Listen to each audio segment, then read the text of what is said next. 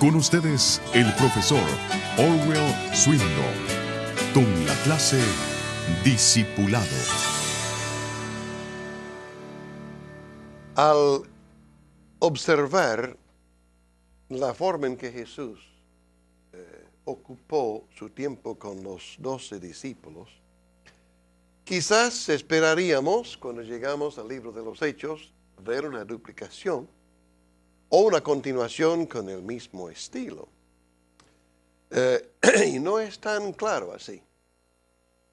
Aunque no parece tan definida la práctica del discipulado en la experiencia de la iglesia primitiva en Jerusalén, como en la de los 12 con Jesús, sí se pueden observar varios elementos que los apóstoles habían aprendido de sus años de relación con el Maestro.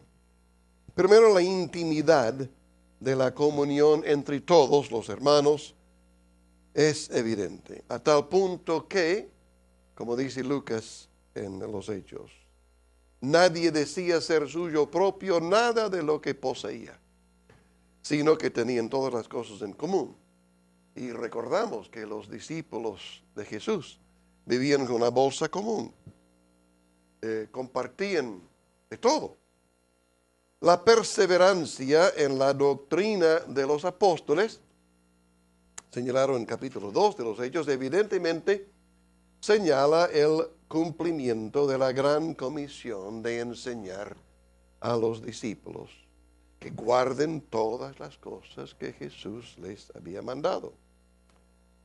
Los encuentros probablemente informales de los discípulos de casa en Jerusalén, con toda seguridad dio lugar a expresiones valiosas de cuidado mutuo, de orientación y exhortación, de oración y adoración. Y obviamente al compartir la vida, y no solo la celebración de reuniones, todo eso nos habla de la intimidad, de la convivencia entre los primeros discípulos en Jerusalén. Es muy difícil escapar de la idea de que la iglesia primitiva en Jerusalén en los primeros años fue una fuerte convivencia. Estuvieron juntos día y noche. Me imagino que los que tenían trabajos seculares en que ocuparse o en el campo, al volver a casa a la tarde pensaban, pero tenemos que estar con los hermanos para saber más de Jesús, para conversar, para orar, para charlar. Todo espontáneamente se desarrollaba y los apóstoles estaban enseñando durante años, todos los días, en el templo y fuera del templo, todo lo que ellos sabían de Jesús. Me imagino que después de 8 años allí en Jerusalén, antes de la dispersión por la persecución, sabían cómo Jesús se lavaba los dientes, cuáles eran sus gustos de comida, porque habían revisado vez tras vez tras vez todos los detalles que los apóstoles sabían de Jesús. Otro punto que se observa allí es el ejercicio de autoridad espiritual de parte de los apóstoles. Eso dio coherencia y orden a la comunidad dinámica y vigorosa. Por lo visto, durante años no hubo otros, aparte de los apóstoles, que ejercían el gobierno en la iglesia. Es curioso que durante los primeros años solo los apóstoles predicaban, sanaban a la gente, gobernaban, recibían dinero. Menos mal que estuvieron todos juntos. Yo creo que revela la insistencia de Jesús, el valor de la insistencia de Jesús en que sean unidos, por el hecho de que en Jerusalén no hubo 12 iglesias, sino una sola iglesia, con miles y miles de hermanos. Los apóstoles permanecían unidos. Y curiosamente, cuando la persecución dispersó a los hermanos, todos se fueron, menos los apóstoles. No nos explica Lucas el porqué de eso, pero sí permanecían unidos. ¿Y qué de la extensión de la iglesia más allá de Jerusalén, a Judea, Samaria y más allá?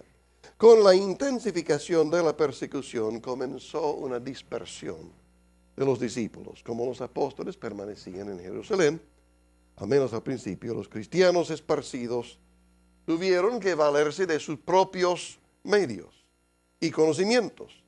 Eso dio lugar a una rápida expansión de la iglesia, hasta que uno no pruebe a ver qué es lo que puede hacer. A veces uno no sabe que es capaz. Hay muchos cristianos que tienen reservas, temor de llevar a otra persona a entregarse a Cristo Jesús porque no lo han hecho. Pero una vez que lo hacen, es como están cebados ahora. Ahora sí que se dan cuenta que pueden, que el Espíritu Santo está obrando en ellos como en otros que tienen más experiencia. Y así se multiplica la experiencia cristiana.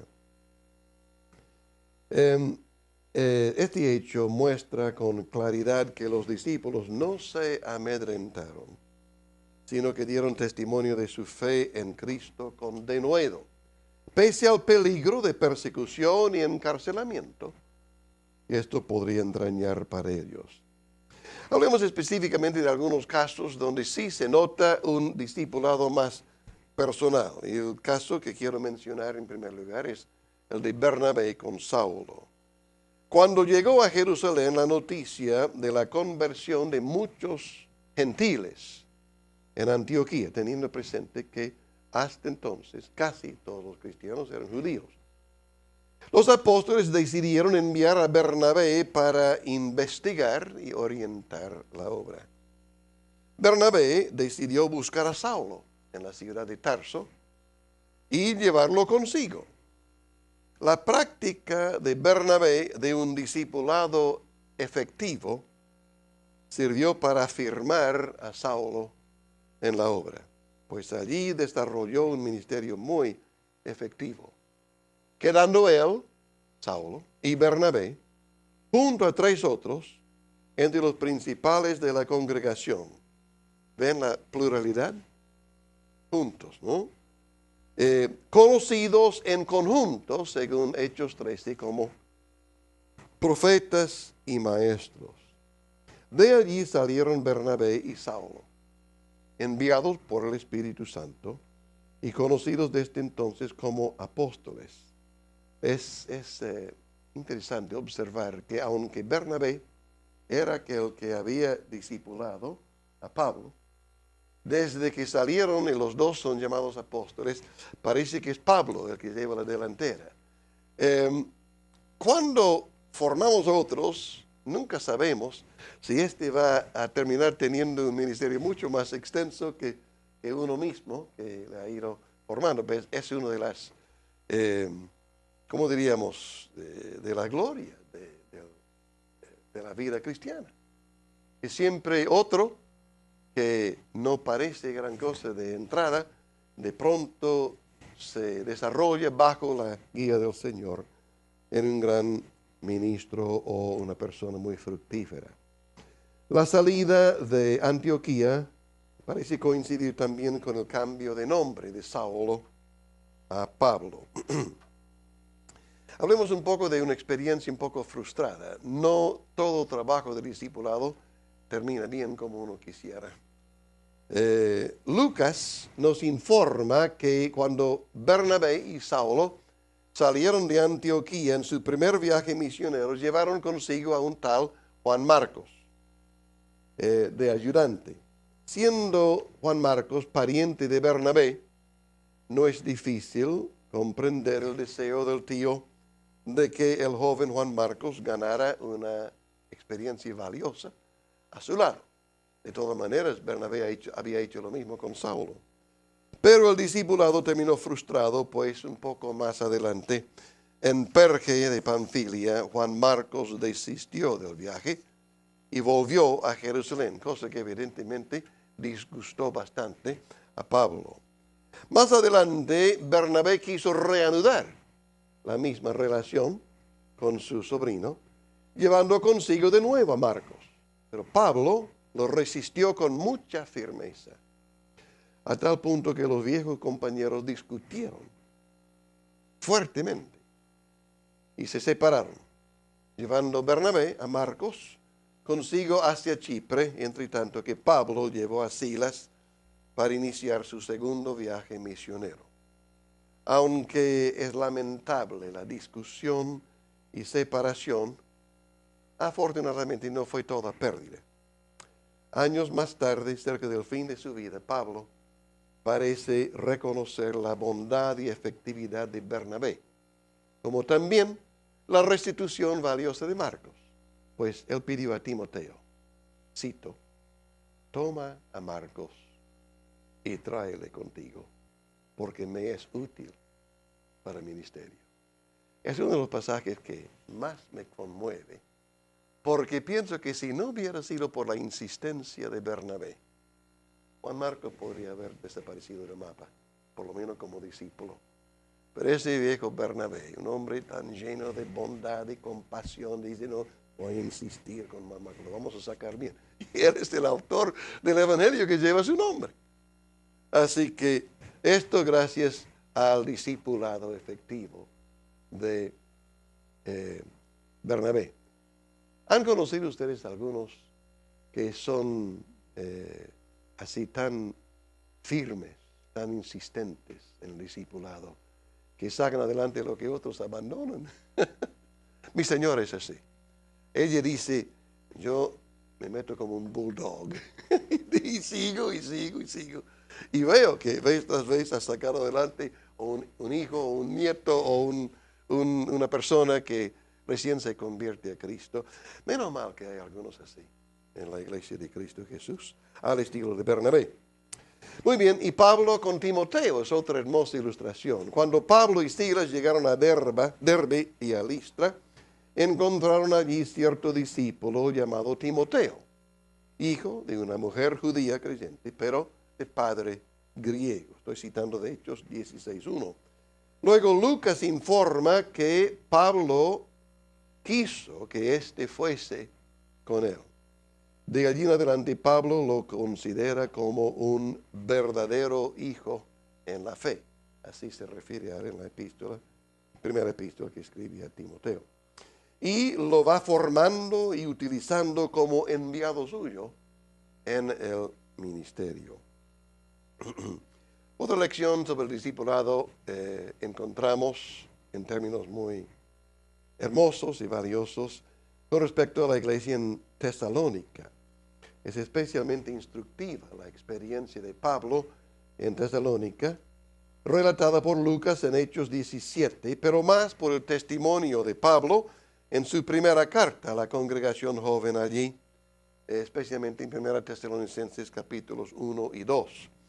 En esta última, el apóstol recuerda el trato tierno y la receptividad y buena voluntad de los nuevos discípulos que dieron lugar a una hermosa obra del Señor en ese lugar. Déjenme enseñar, hermanos, que la iglesia no se define simplemente con cifras o sitios. La iglesia es una cuestión de corazones unidos, de compasión, de amor, de fe, de persistencia, de seguir juntos delante del Señor. Y afortunadamente hay unos cuantos casos de esos señalados en la palabra de Dios. ¿Y qué de Pablo con Tito? Aunque el nombre de Tito no aparece en el libro de los Hechos, se presenta en los escritos del apóstol Pablo como un compañero fiel y de gran confianza. Evidentemente un hombre más joven que el apóstol Pablo. Él sirvió a Pablo especialmente en Corinto para completar la ofrenda de ayuda para los santos de Judea y para resolver algunos conflictos allí. Y de la epístola que lleva su nombre, la epístola de Tito, entendemos que Tito acompañó a Pablo a Creta después que éste fuera liberado de la cárcel romana y quedó Tito allí para consolidar la obra. Tito no fue judío sino gentil y Pablo no le obligó a circuncidarse. En resumen, la experiencia de los discípulos durante las primeras décadas de la era cristiana es notablemente distinta de la de los cristianos del siglo XX, especialmente en el occidente. No encontramos en el Nuevo Testamento el profesionalismo, la tecnificación, ni el desarrollo de una organización tan avanzada como hoy en la iglesia, ni tampoco el énfasis en los templos o edificios de uso religioso. En cambio, se observa más la relación fluida e informal, la convivencia de los hermanos y una espontaneidad en el testimonio de su fe ante los demás. Sin embargo, no se puede obviar el hecho de que en la iglesia primitiva hubo abundantes problemas, tanto en la moralidad como en las relaciones entre unos y otros. No debemos hacernos ilusiones de encontrar en las páginas del Nuevo Testamento una iglesia perfecta, desarrollada, madura. Quizás la falta de madurez y desarrollo en la espiritualidad es uno de los mejores argumentos a favor de un discipulado serio, consecuente y efectivo al estilo de Jesús. Tengo un amigo que me dice que cuando la gente dice que quiere conocer una iglesia neotestamentaria, él le pregunta, ¿cuál? ¿Como la de Corinto? ¿O la de la Odisea? ¿Cuál le gusta? Porque en realidad ninguna estaba ya perfecta, desarrollada, madura. Creo que fue Martín Lutero que dijo, la iglesia reformada es la iglesia reformándose. Nunca podemos darnos la idea de que la obra está acabada. Bueno, quiero entonces en conclusión preguntar y tratar de responder de alguna manera, ¿qué podemos aprender del discipulado cristiano? La palabra discípulo significa aprendiz, uno que aprende de un maestro a ser como él y a hacer como lo que él hace. Al menos en el marco del Evangelio y la vida cristiana, no hay manera mejor de aprender a ser como Cristo y hacer su voluntad que seguir un modelo claro, santo, diligente, comprometido e íntegro. Me refiero a una persona que reúne esas cualidades. Lamentablemente no hay ningún ser humano perfecto. Por eso hemos de mantener los ojos puestos en Cristo. De todas maneras, es más fácil aprender de uno que ya está viviendo lo que otro anhela vivir y conocer. Y no debemos rechazar el principio o método del discipulado por la presencia de fallas observables en los que dicen seguir a Cristo. Por otro lado, los cristianos no podemos conformarnos a una vida confortable, una relación agradable con Cristo, cuando aún hay tantos que necesitan conocer el Evangelio y crecer en el conocimiento de Dios. Siempre recuerdo una novela que leí cuando era joven, de una persona que se había entregado a Cristo Jesús, pero no quería ir al cielo, porque no quería pasar la eternidad con los hermanitos. Otro amigo mío ha dicho, la iglesia sería una maravilla si no fuera por la gente. Pero es que somos gente, somos la iglesia. Por eso es tan importante el discipulado. Entendemos que es el deber de los que van afirmando su vida en Cristo asumir una responsabilidad efectiva hacia otros que podrían beneficiarse espiritualmente por la dedicación nuestra a acompañarles y ayudarlos en su deseo de crecer. De la misma manera, es la responsabilidad de los nuevos buscar una relación con los más maduros o crecidos que puedan aportarles orientación, corrección y enseñanza, a fin de que lleguen a conformar sus vidas cada vez más a la de Cristo. Ustedes habrán observado probablemente en el curso de estos estudios que no estamos dando demasiada énfasis en simplemente calentar un banco y escuchar un estudio. El discipulado es accionar juntos, estar al lado de otro haciendo lo que hace. Y eso es lo que hace que uno crezca. De lo revisado y aprendido hasta aquí, entonces podemos señalar algunos elementos importantes que se pueden aplicar o emular en nuestra experiencia del discipulado cristiano. Quiero sugerir varios a continuación. Primero, evangelización e iniciación en la vida cristiana. Pocas cosas son más importantes que comenzar bien una tarea o una experiencia nueva. Podemos ahorrar tiempo y dolores de cabeza si aprendemos a evangelizar de aquellos que han tenido una buena y fructífera experiencia en la proclama del Evangelio.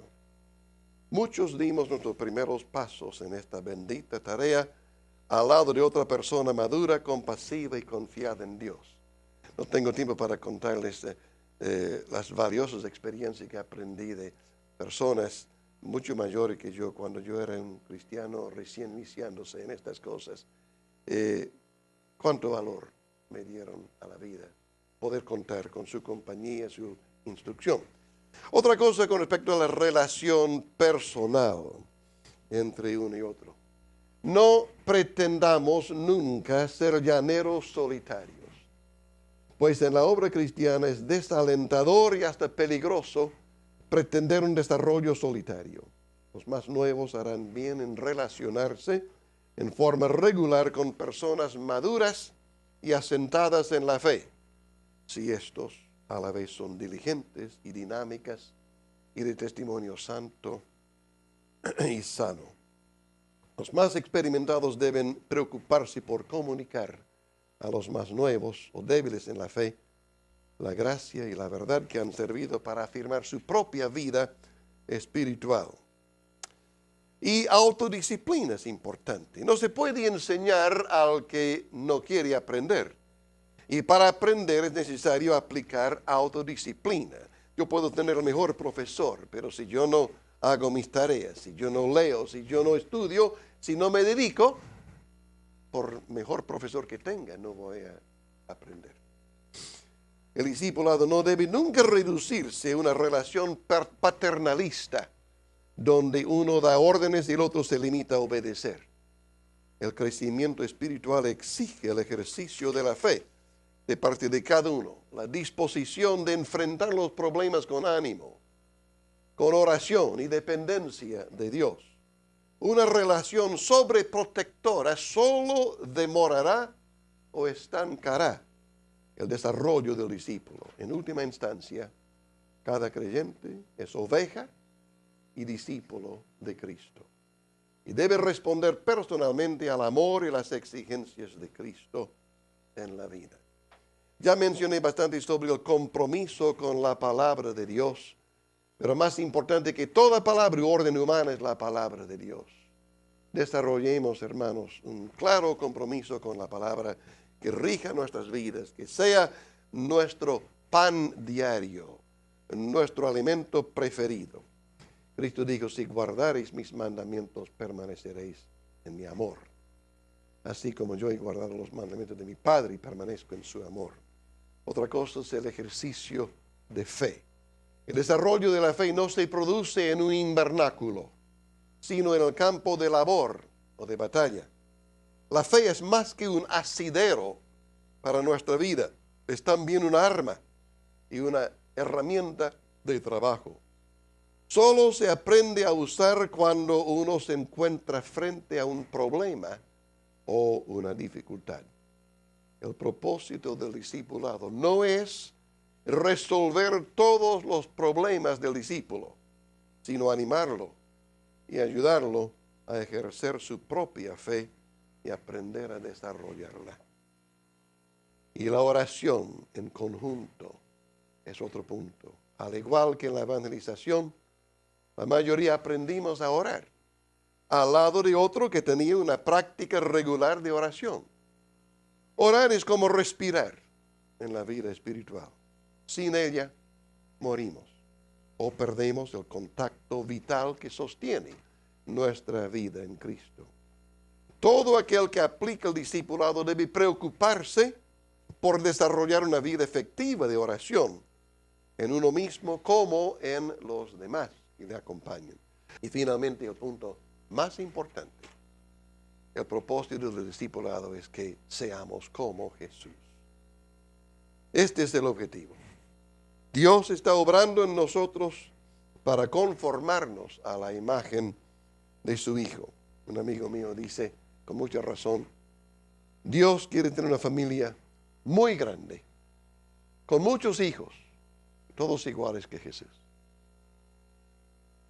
Aunque no encontramos en la tierra ningún héroe o modelo que nos anima a ser como Él, todo cristiano sincero querrá ser cada día más como Jesucristo.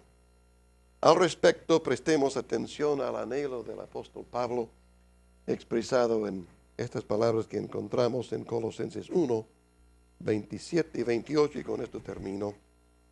Cristo en nosotros, la esperanza de gloria, a quien, dice Pablo, anunciamos, amonestando a todo hombre y enseñando a todo hombre en toda sabiduría, a fin de presentar perfecto en Cristo Jesús a todo hombre. Eso es lo que Dios quiere hacer a través del discipulado. A Él sea la gloria.